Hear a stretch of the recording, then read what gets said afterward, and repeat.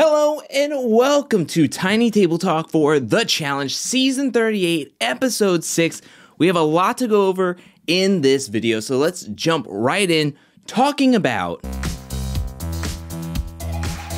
Now, Nany seemed super frustrated in this episode. About 5 minutes into the episode, she is smiling, talking to Bananas at the club, and then from there, we don't see another smile or positive attitude until way late in the game when she pulls the safe dagger, where she, I think, breathes a sigh of relief, and there's a huge weight lifted off of her shoulders. Now, I know Nany is going through a whirlwind of emotions, and I just think that this week in particular was a huge kind of hurricane of emotions, going through everything that she's going through internally, as well as game-wise, with Bananas cracking jokes, then being nominated, but not only being nominated, you're also being nominated alongside your girlfriend as well, someone that you love, and you're worried that one, either one of you could be going home, and two, you could be going up against each other, which sucks. They've already done it. They don't want to do it again. There was just so much piling on to Nany, who already has a full plate as it is,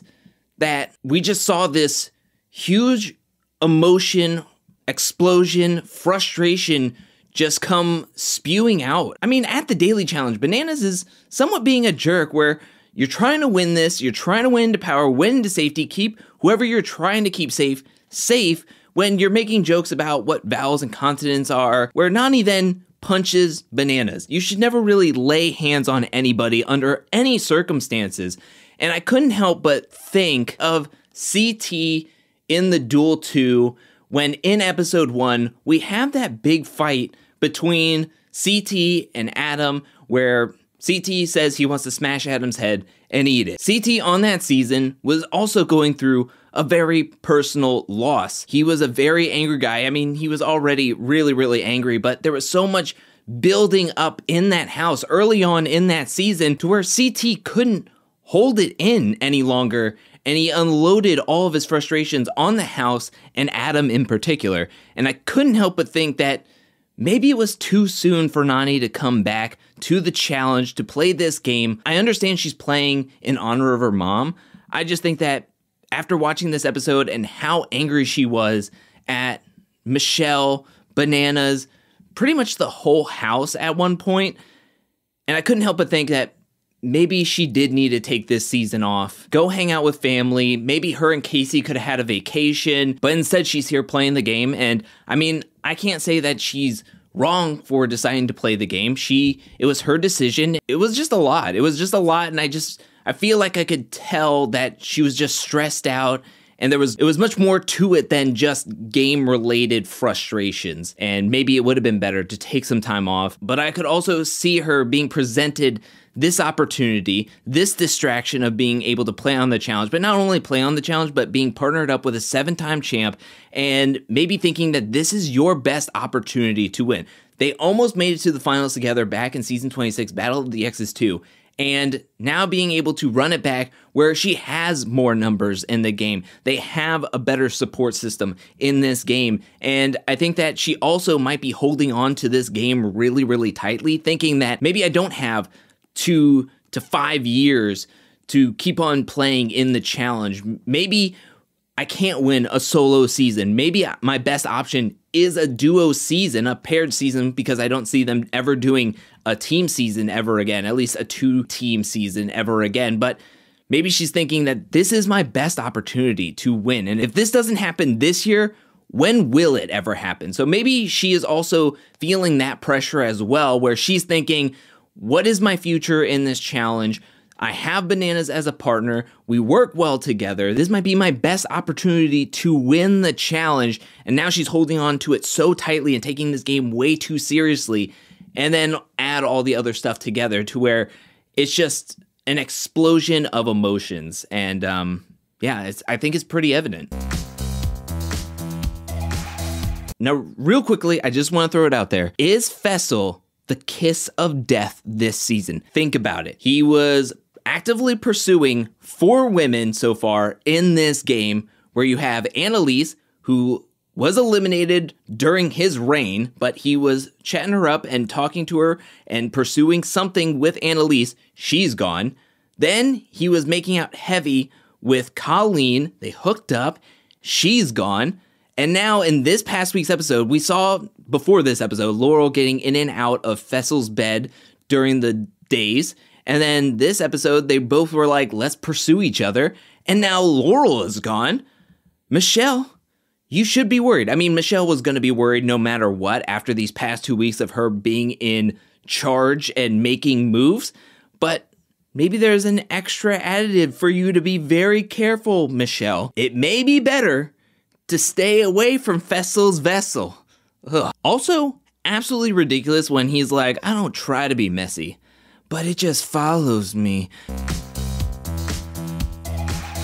Now it's part of the video where I give my Ridin and dyin pairs, and for my Ridin pair, for some reason, I want to talk about Devin and Tori, where I mainly want to talk about Devin's dealing with Devin, as I think this was a really good move on his part, as if you're looking at the possible pairs to win daily challenges moving forward, I feel like Jay and Michelle were the only people that were really going to throw them into elimination or nominate them if they were to have won it a second day in a row. And we even see that Amber pushed for Devin and Tori, but because of Devin's deal, the one-day deal, it saved Tori and Devin from possibly being nominated, possibly being even sent in to facing off against Aneesa and Jordan. Think about how crazy it would have been if we would have gotten to see Devin and Tori versus Jordan and Aneesa. Jay and Michelle now having all eyes on them takes a lot of eyes off of Devin and Tori, who were, let's be real, nominated in episode 1.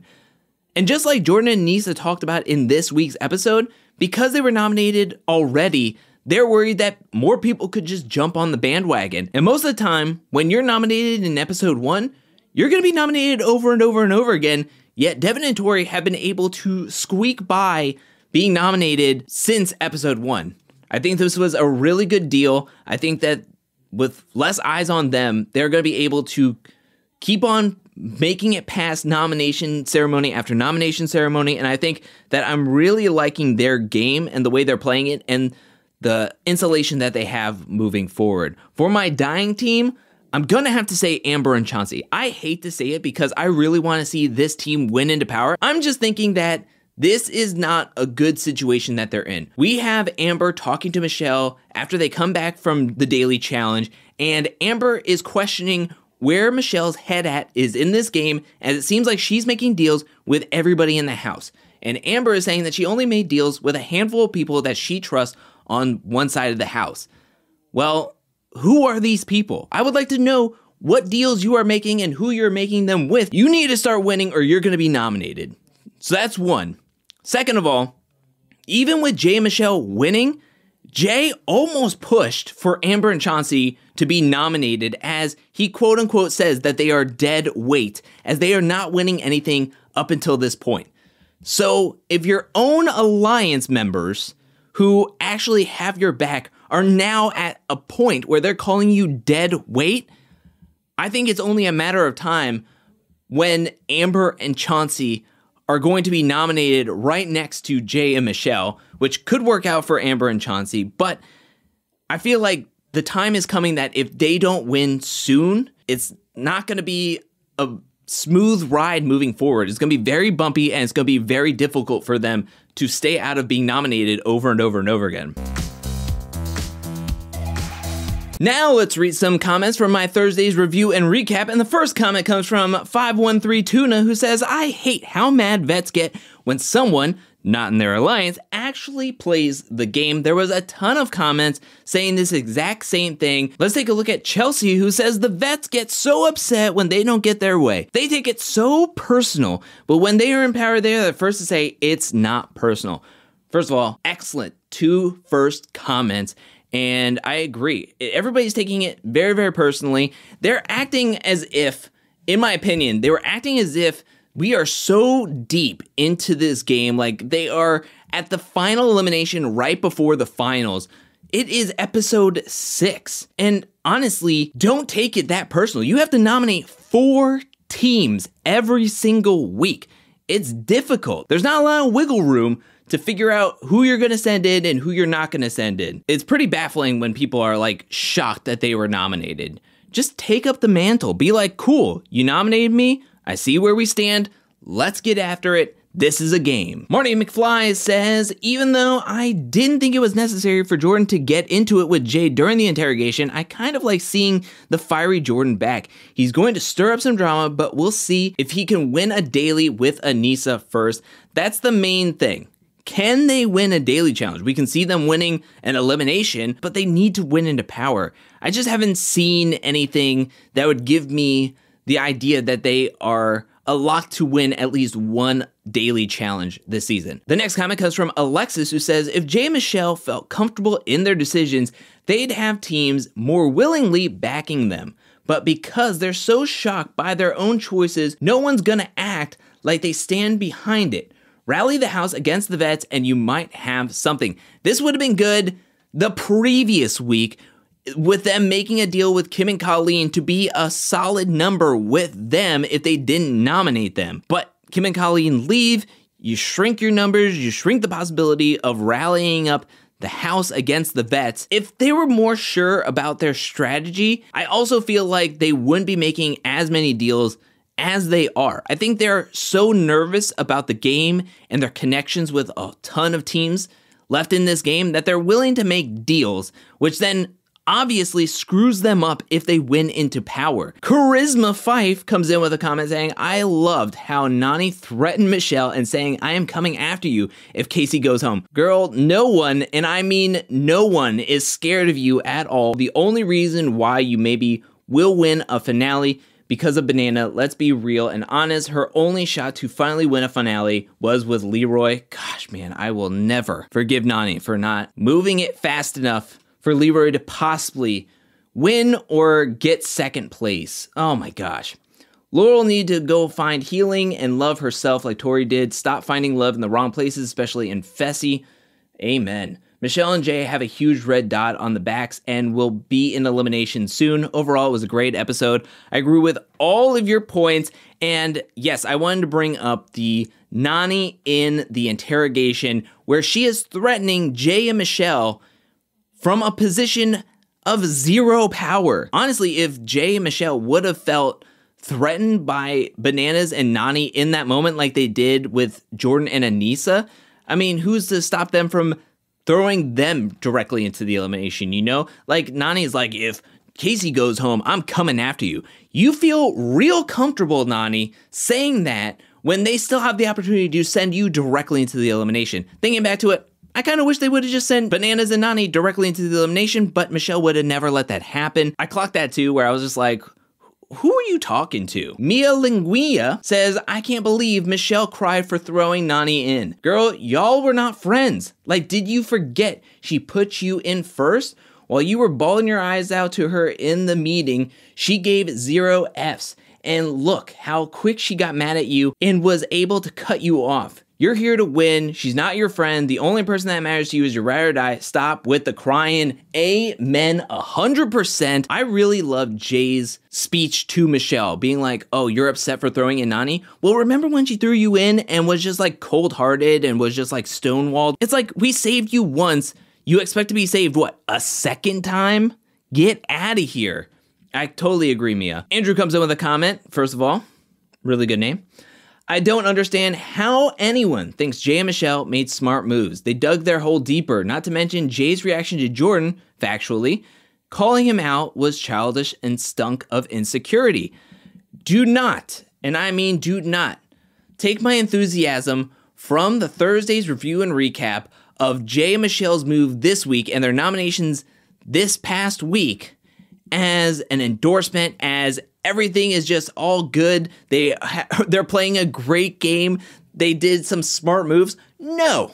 What I am celebrating is, one, that a move was made, and two, that mess and chaos has ensued. I don't think Jay and Michelle are smart in this game whatsoever. They have made so many deals. They have crossed so many people. They are in for a whirlwind of pain moving forward in this game, as if they don't win constantly, or if somebody directly next to them that wants to see them succeed doesn't win, they are going in every single time. I'm not applauding their move because it was smart. I'm applauding for it because it was chaotic, because it was messy. It got people uncomfortable in this game. People who are always comfortable and who are very comfortable kicking their feet up week in and week out, and now somebody nominated them and they were all flustered. That's what I'm celebrating. I'm not saying anything that they are smart or that they made any smart moves.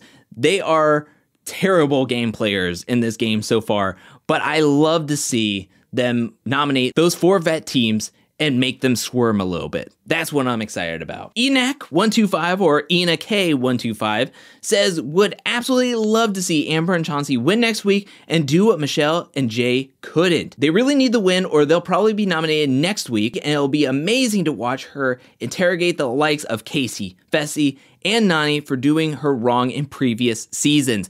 This is my hope, right? I mean, we finally got the nominations we've all been waiting for as an audience, but I really, really would love to see Amber and Chauncey, 1, win, so as to put it in everybody's face for calling them dead weight, aka Jay, but 2, I would love to see the vets squirm for a second week in a row, as well as finally get some karma for the stuff that they pulled against her in the past couple of seasons. Christian comes in with a comment saying, the challenge gifted me a great episode for my birthday. I love seeing Jordan in elimination, not because I dislike him. He's just a phenomenal athlete and he amazes me every season. You just can't help but root for the guy.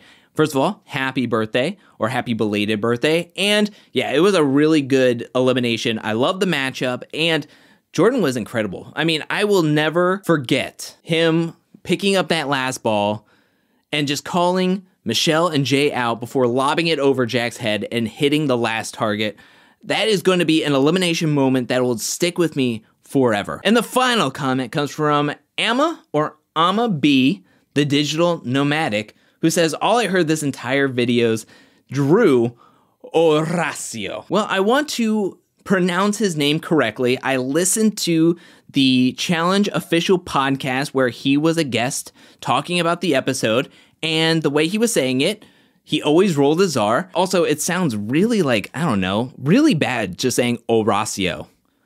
Horacio. But that is it for this week's Tiny Table Talk. What do you think about this episode? Let me know down in the comment section below. Do you think Nany should have taken this season off? Let me know down in the comment section below. What do you think about Faysal's fatal kiss? And what do you think about my Ridin and dyin pairs? Do you agree with my pairings or do you disagree? And if you disagree, let me know your Ridin and dyin pairs down in the comment section below. I want to give a special shout out thank you to everyone who supports me over at patreon.com/angelcakevids. Thank you for your support. Thank you for your generosity. Thank you, thank you, thank you. And thank you to everyone who is watching this video up to this point. I'll be back really, really soon with more Challenge 38 content, more challenge content, more content in general. But until then, peace. Honest.